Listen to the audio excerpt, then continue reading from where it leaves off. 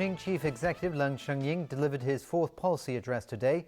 Among the new initiatives, a free kindergarten education policy for some pupils and an emphasis on developing innovation and technology in Hong Kong.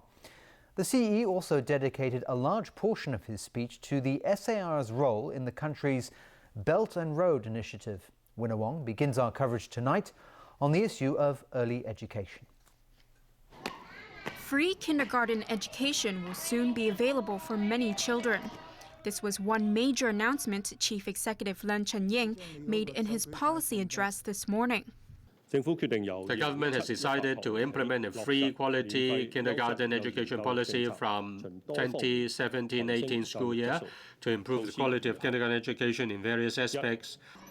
The devil lies in the details. A basic subsidy will be given to non-profit schools providing half-day services. The CE says about 70 to 80% of the places in half-day kindergartens will become free of charge. In other words, full-day kindergarten students will not be able to enjoy free education. And if the eligible half-day schools happen to spend more than their subsidy, the extra money will still have to come from the kindergarten's own pockets. There are conditions for the amount each school will receive. Among them, schools should recruit staff according to the recommended teacher-pupil ratio, which is 1 teacher for every 11 students. The school's rent will also be taken into account. But there will be a subsidy for eligible whole-day and long-day kindergartens. Still, some legislators aren't satisfied. Even the free education, yes, is not a 100% free kindergarten education. It's not. So I think, it will disappoint a lot of parents. But others are hopeful that more will come. You know, everything must be done incrementally. And I personally accept that this is a good start as seen as a breakthrough of a 15-year free education. Winner Wong, TVB News. The chief executive also said in his policy address that local property prices are beyond what the general public can afford. As a result, there are no plans to remove any property cooling measures. Evelina Leung has more details. There seems to be no end in sight to Hong Kong's property cooling measures. The city's housing woes once again was a main focus in the chief executive's policy address. Leung Chun-ying said his government's efforts to increase housing supply and curb property speculation have produced results over the past 3 years. For example, home supply has increased, while property prices and rentals have started to fall. On whether there are plans to remove these measures, this is what the CE had to say.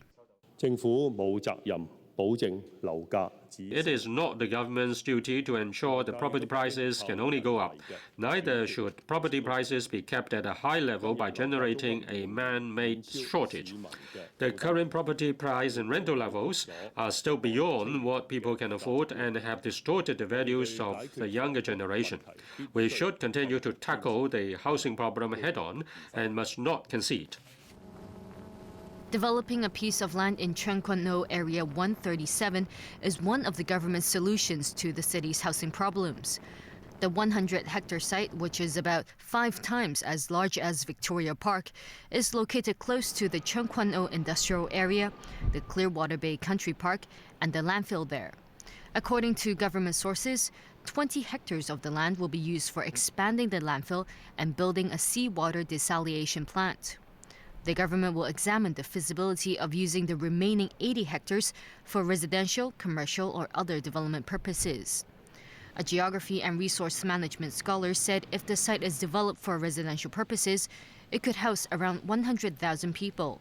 At the same time, Edward Yu said if the government really plans to use the land to build homes, it must look into improving the area's transport system. Evelina Lang, TVB News. Well, the chief executive also announced plans to further develop the innovation and technology sector. Leung Chun-ying also spoke about economic development under the country's Belt and Road Initiative. Ronnie Samtani has that story.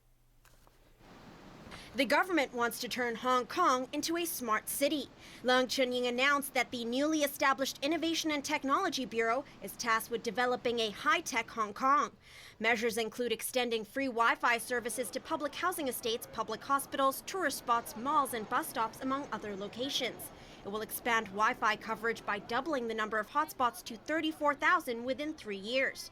To promote innovation, the new bureau will receive $2 billion to help fund research at universities.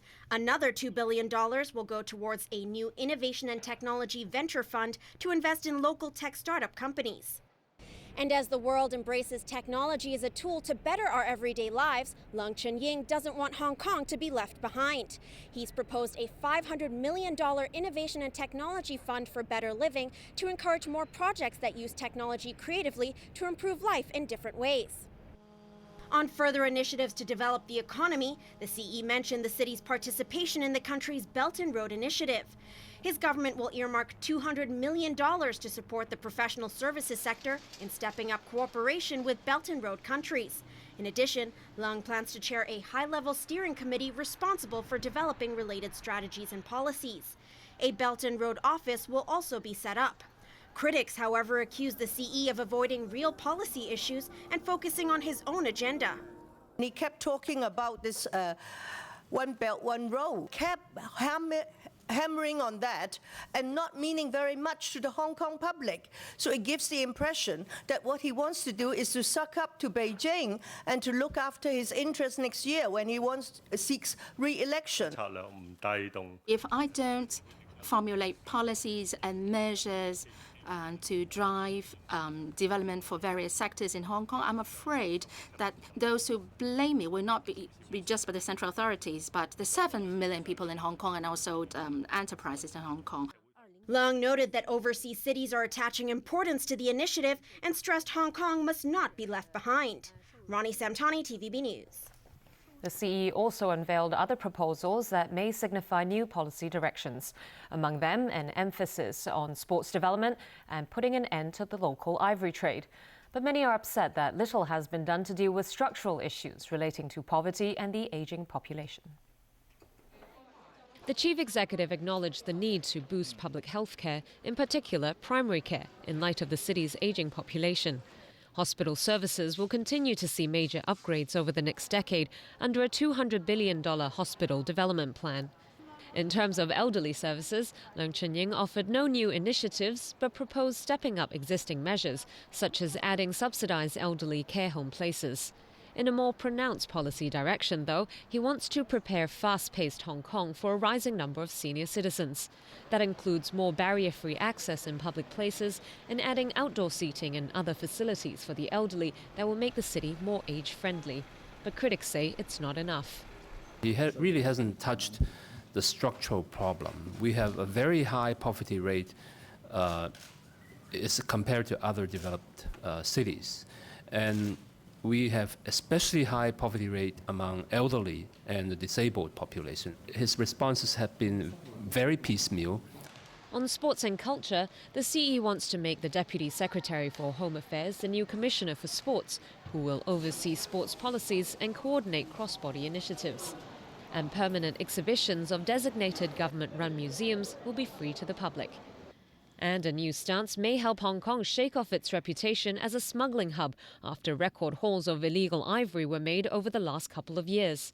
We'll take steps to ban totally the sale of ivory in Hong Kong. It will be a total ban. As to the matter of timing, we'll do it expeditiously, as quickly as we can. In a new farming initiative, the CE wants to set aside $500 million for a sustainable agriculture development fund. This will be used to help farmers move up the value chain and develop agriculture-related activities. As expected, plenty of protests before and during the policy address. The Federation of Trade Unions rallied outside LegCo this morning for the government to set up a universal pension. The Democratic Party echoed that demand. It also voiced opposition to co-location arrangements for the high-speed rail link, which would see mainland customs officers enforce national laws in the SAR. Protests inside the chamber as well, as some lawmakers complained the chief executive was ignoring Hong Kong people's biggest concern right now, the fate of Li Bo and the other missing booksellers. Even some pro-establishment legislators criticized the CA's policy address for not showing good leadership. CY Leung tried to talk about increasing resources for Hong Kong office in mainland. but the very, very important issue of where is Li Bo now? Where is the Causeway Bay bookstore 5-person now?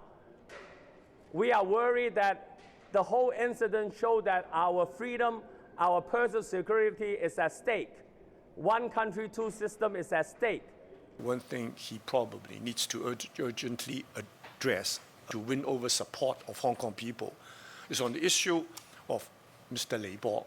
U.S. President Obama's State of the Union address only took about 30 minutes, At the leadership level, the policy address should not just consist of a laundry list of projects and minute tasks undertaken by departments, like providing how many hospital beds, At the leadership level, the chief executive should really be pointing directions rather than recapping the work done by his departments.